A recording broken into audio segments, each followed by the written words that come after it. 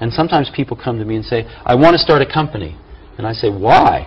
They say, oh, I want to make lots of money. I say, forget it. That's not a good enough reason. You will not, most likely you will not succeed. The ones that succeed are people that come, sometimes they don't even want to start a company, they just have an idea that they want to get out, expressed out into the world.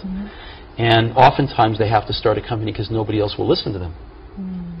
위대한 브랜드를 만들어 보고 싶으세요? 저도 그래요. 근데 그 마음 자체를 버리는 게 나을 수도 있어요. 위대한 브랜드는 의도치 않아야 탄생할 확률이 높기 때문입니다. 잡스가 했던 말이랑 맥락이 비슷하죠. 비유를 하자면 되게 매력적인 남자가 있다고 해봅시다. 근데 알고 보니까 이 남자가 고액 연애 코칭을 받고 있었던 거예요. 코치가 기획한 대로 행동했을 뿐이었던 거죠. 여자가 이걸 알면 무슨 느낌이 들까요? 아무래도 매력이 반감되어 보이겠죠. 의도적으로 매력을 꾸며내는 걸로 보이기 때문이에요. 진짜 매력은 의도하지 않아야 진짜 매력이거든요. 사업도 마찬가지요. 그래서 저는 브랜딩을 의도적으로 기획하는 건 한계가 있다고 생각합니다. 그리고 저는 사업자 고객에게 영상을 제작해드리고 브랜드 유튜브 채널을 만들어드리는 일을 해요. 뭐야? 너도 브랜딩 해주는 일 하네. 모순하냐? 모순이 아니에요. 특정 사업의 본래의 매력을 드러내게 도와드리는 일을 하는 겁니다. 그래서 본인 사업의 매력은 미리 각자 가지고 계셔야 돼요. 그걸 어떻게 가질까요? 그런 걸 오늘 같이 공부해볼게요. 본인 사업에 고객이 확 끌리는 뭔가가 없는 것 같으세요? 그럼 오늘 영상 내용이 반드시 필요할 겁니다. 내 사업이 불합리한 것에 저항하는 사업이며 매력이 자연스럽게 생깁니다. 골리앗에게 저항하는 다윗은 항상 매력적이거든요. 애플은 컴퓨터 업계에 저항하는 정신을 가지고 사업을 시작했습니다. 왜 개인용으로는 컴퓨터가 있으면 안 되냐? 이런 정신을 가지고 시작한 거죠. 잡스는 인터뷰에서 이런 말도 했죠. And so my dream for the Apple II was to sell the first real packaged computer, packaged personal computer. So I went looking for some venture capital. And I ran across one venture capitalist named Don Valentine who came over to the garage, and he later said I looked like a renegade from the human race. That was his famous quote. 잡스는 처음에 거대 기업들에게 별종 취급을 당했다는 거죠. 당시 애플은 거대한 기존 업계에 저항하는 다윗이었다고 할 수 있죠. 다른 예시를 볼까요? 일론 머스크도 인터뷰에서 이런 말을 했습니다. I'm probably not the guy that most people would bet on. Who wins? It's like a little kid fighting a bunch of sumo wrestlers. Usually the sumo wrestlers win. We're a little scrappy company. Every now and again, the little scrappy company wins.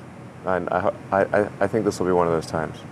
기존의 우주산업 연구원자들을 스몰 레슬러로 본인의 회사를 어린아이로 비유했죠. 매력적인 기업가나 브랜드는 거대한 불합리함에 저항하는 서사를 가지고 있어요. 매력적인 영화 시나리오도 마찬가지죠. 강한 빌런에게 저항하는 서사를 가질수록 매력적인 영화가 되죠. 인간은 언더도그마 심리라는 게 있기 때문이에요. 약자와 강자가 싸우면 약자를 응원하게 되는 심리를 뜻합니다. 강자가 이기는 것은 당연하지만 약자가 이기는 것은 통쾌하니까요. 약자가 강자에게 덤비는 건 본능적으로 끌리는 행위라고요. 실제로 덤비는 입장도 짜릿하고요. 그걸 응원하는 입장도 짜릿해요. 따라서 세상의 불합리함에 맞서 싸우는 사업을 하시면 됩니다. 일하는 과정 자체가 짜릿할 거예요. 진심으로 열심히 일을 하게 된다는 소리죠. 그 진심을 꾸밈 없이 드러내기만 해도 사람들은 영감을 받겠죠. 언더도그마 심리가 있으니까요. 따라서 좋은 브랜드가 될 수 있고 타고나게 매력적인 회사가 탄생하는 겁니다. 단 주의할 점이 있죠. 인트로에서 말씀드렸듯이 의도적으로 컨셉을 잡으라는 소리는 아닙니다. 진심으로 불합리함에 저항하라는 겁니다. 그럴 생각이 없으면 창업을 안 하는 게 맞죠. 사실 대부분의 회사가 창업자 본인의 욕심 때문에만 세워지는 경우가 많아요. 돈 벌고 싶어서, 어릴 때 가난했어서, 친구들이 나를 무시해서. 이런 동기가 나쁜 건 아니지만 이런 동기만 가지고 사업을 하면 안 돼요. 브랜드 철학을 거짓으로 꾸며내야 되기 때문이죠. 예를 들어서 키링을 파는 사업이 있다고 해볼게요. 어릴 때 흙수저였어. 엄마 빚 갚으려고 사업에 뛰어들었어. 그게 창업 동기의 전부라고 치자고요. 고객에게 진실되게 말하려면 저는 어린 시절에 가난했습니다. 엄마 빚 갚아야 되니까 제가 만든 이 키링을 사주세요 라고 말해야 돼요. 근데 그렇게만 말하진 않겠죠. 결국 다른 말도 지원해서 키링 사업을 어필해야겠죠. 그러니까 진정성이 없어지는 거예요. 창업 동기가 개인적이기만 하면 브랜드 철학을 거짓으로 꾸며낼 수밖에 없어요. 그래서 세상에 불합리한 것을 바꾸고 싶을 때만 창업을 해야 돼요. 그래야 진짜 브랜드 철학이 탄생합니다. 서로 예를 들자면 사업자들에게 유튜브 영상 기획 및 제작을 해주는 사업을 하잖아요. 돈 벌려고 시작한 거 맞아요. 맞는데 그게 다가 아니라고요. 이 업계에서 마음에 안 드는 것이 있습니다. 그걸 뜯어 고치고 싶어요. 이 업계의 고객들은 사업자들이란 말이에요. 고객의 사업을 잘 이해해서 유튜브 영상으로 드러내주는 일을 하는 거죠. 그래서 사실은 고객의 사업을 이해하는 능력이 중요합니다. 근데 이 업계에 비즈니스에 대한 이해도가 낮은 업체들이 있어요. 그냥 영상 편집만 좀 할 줄 아는 거죠. 영상만 잘 만들어줘서는 고객에 큰 도움을 줄 수 없거든요. 결국 도움이 안 되는 일을 해주고 돈을 받는 업체들이 꼴보기 싫었어요. 제가 이걸 한번 바꿔보려고요. 이 업계의 스탠다드를 바꾸는 것이 목적입니다. 고객이 비즈니스를 이해할 능력이 없는 업체들은 전부 집에 보내자는 거죠. 이런 식으로 진정으로 마음에 안 드는 것이 있어야 돼요. 진심으로 뭔가를 바꿔보고 싶어서 사업을 하셔야 됩니다. 그 진정성은 고객에게 전달되죠. 그러면 자연스럽게 브랜딩이 되는 겁니다. 퍼스널 브랜딩 이런 단어가 예전에 유행했잖아요. 퍼스널 브랜딩은 하는 게 아닙니다. 진정성 있게 하다 보면 되는 거죠. 진심으로 불합리함에 저항하세요. 그러면 자연스럽게 사업에 철학이 생길 겁니다. 그 철학은 다른 어중이 떠중이 경쟁사들이 베끼기 어려워요. 제품 뺏길 수 있죠. 웹페이지 뺏길 수 있죠. 하지만 사업이 타고난 스피릿은 뺏길 수 없다고요. 마치 매력을 배워서 흉내내는 사람과 진짜 매력적인 사람은 다른 것처럼요. 불합리한 골리앗에 저항하는 다윗이 되어보세요. 여러분의 사업이 꽤 섹시해질 겁니다. 브랜드 호소인이 아니라 진짜 브랜드가 되길 바래요. 저도 그렇게 되겠습니다. 날씨만큼이나 뜨겁게 사업 번창하시길 바라고요. 다음 영상은 더 좋은 내용으로 만들고 있습니다. 기대해주세요. 시청해주셔서 감사합니다.